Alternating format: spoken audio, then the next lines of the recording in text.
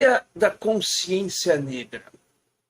Há quem diga que essa data não seja importante, porque deveríamos ter consciência humana e não a consciência negra ou branca, verde e amarela.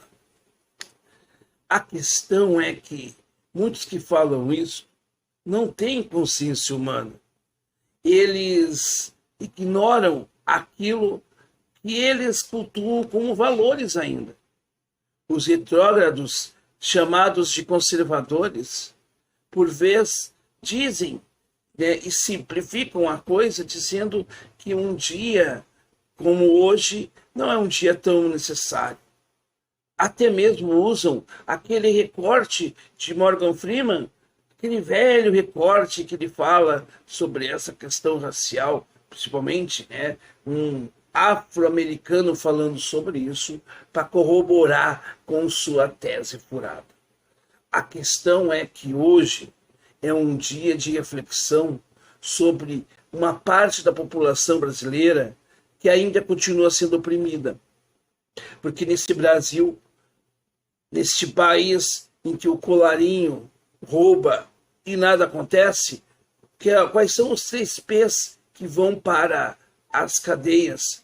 Superlotar o sistema já deficitário. Um dos P's, além dos pobres e das putas, é dos pretos. E aí a gente precisa discutir políticas públicas de fato.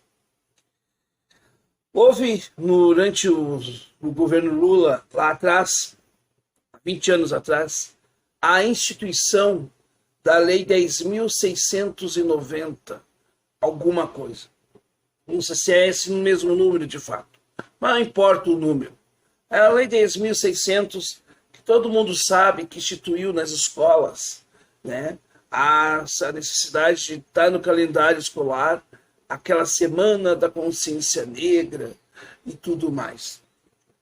E aí a gente parece que pagou uma dívida, porque agora nós temos uma vez por ano aquela semana, principalmente no final do ano, em novembro, final de, né, final de novembro, início de novembro, meio de novembro, é um mês que está todo mundo já cansado, o ano todo já se passou, e aí se faz aquelas atividades, a Semana de Consciência Negra, e aí a gente diz que trabalhou, né, ou curricularmente falando, né, a consciência negra. Não.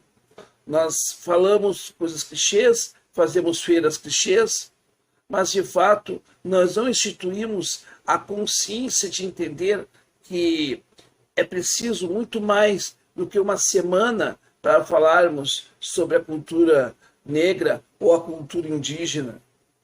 É preciso políticas públicas afirmativas. Que eu não vejo, honestamente falando, com o identitarismo que isola-se, né, e que isola todas as pautas nos seus, vamos dizer assim, nos seus preceitos politicamente corretos, mas que não agregam em nada na vida prática das pessoas. Enquanto nós nos preocuparmos com todos e não nos preocuparmos com todos e todas, de fato, enquanto nós nos preocuparmos se nós vamos chamar de preto, negro, e tal, ou tal, ou tal, e não nos preocuparmos de fato com políticas públicas afirmativas, como, por exemplo, cortar o termo boa aparência para aqueles que usam esse termo para simplesmente discriminar a candidatos negros no mercado de trabalho. Isto sim é que deveríamos estar combatendo. Enquanto nós não fizermos isto, as mulheres, os negros, os índios, as crianças, os velhos, os seres humanos vão viver numa geleia conceitual que se preocupa muito com a forma, mas muito pouco com a essência da desigualdade. E a essência da desigualdade na questão negra, que faz parte de uma história de 300 anos de uma escravidão das mais cruéis da história da humanidade e das últimas a se encerrarem, é que o que falta hoje é a gente olhar para o nosso povo, valorizá-lo de verdade e, acima de tudo, ter a humildade de pedir perdão. Perdão aos nossos afro-brasileiros, hoje, né, herdeiros de uma cultura tão linda que se juntou ao nosso país.